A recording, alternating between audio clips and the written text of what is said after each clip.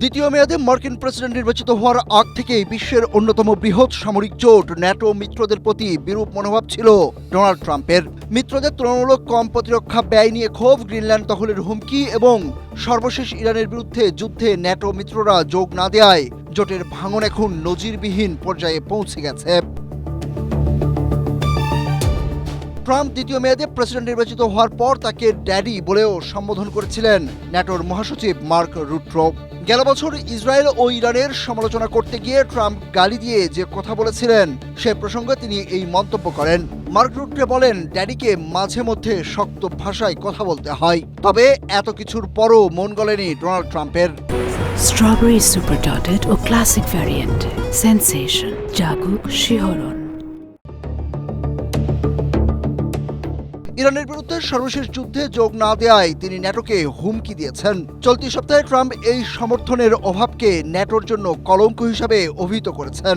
তিনি বলেন, এই কলঙ্ক কখনো মুছে যাবে না। যখন যুক্তরাষ্ট্রের সহায়তার প্রয়োজন ছিল তখন ন্যাটো পাশে থাকেনি এবং ভবিষ্যতেও তাদের পাওয়া যাবে না। এর কয়েক ঘন্টা পর জার্মান চ্যান্সেলর ফ্রিডরিখ মেটস বলেন, ইরান সংঘাত ট্রান্স আটলান্টিক সম্পর্কের একটি কঠিন পরীক্ষা হয়ে দাঁড়িয়েছে। মার্কিন প্রেসিডেন্টের সঙ্গে জার্মান চ্যান্সেলরের পাল্টাপাল্টি বক্তব্যের ফলে একটি গুরুত্বপূর্ণ প্রশ্ন সামনে আসছে। যুক্তরাষ্ট্র যদি জোট থেকে বেরিয়ে যায় তবে এই ট্রান্স আটলান্টিক জোট টিকে থাকতে পারবে কি? এ বিষয়ে জার্মান ব্রডকাস্টার ডয়েচে ভেলের সঙ্গে আলাপে আটলান্টিক কাউন্সিলের বিশ্লেষক এলিজাবেথ ব্রক বলেন, ট্রাম্প যতবার ন্যাটোকে অগুরুত্বপূর্ণ হিসেবে বর্ণনা করেন ততবারই এই জোট দুর্বল হয়। এর মানে জোটটি ভেঙে গেছে বা যাবে এমন নয়, তবে আক্ষেপের বিষয় জোটটি অত্যন্ত দুর্বল হয়ে গেছে। এদিকে centre for a new American সিকিউরিটির সিনিয়র ফেলো এবং ইউরোপ ও ন্যাটোর জন্য সাবেক deputy assistant secretary of defence gym Townsend বলেন, ন্যাটো আগের মতো স্বাভাবিক অবস্থায় আর ফিরবে না। আমরা এখন আগের যে কোনো সময়ের চেয়ে বিচ্ছেদের কাছাকাছি অবস্থান করছি। দুই বিশ্লেষকের মতে ট্রাম্পের পক্ষে যুক্তরাষ্ট্রকে ন্যাটো থেকে বের করা সম্ভব হবে না, কারণ ডেমোক্র্যাটরা তো এই সিদ্ধান্তের পক্ষে সায় দেবেই না। খোদ ট্রাম্পের রিপাবলিকান পার্টির একটা অংশ ন্যাটোর পক্ষে। তাই আনুষ্ঠানিকভাবে যুক্তরাষ্ট্রকে ন্যাটো থেকে বের করতে হলে মার্কিন সিনেটে যে 2/3 সংখ্যাগরিষ্ঠতা অর্জন করতে হবে বা কংগ্রেসের অনুমোদন নিতে হবে তা পাওয়ার সম্ভাবনা কম।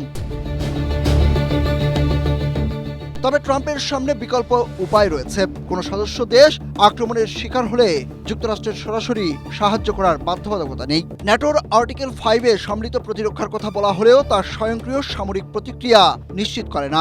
ফলে ওয়াশিংটন আদৌ সাহায্যে এগিয়ে আসবে কিনা তা নিয়ে মিত্রদের মধ্যে সন্দেহ রয়েছে।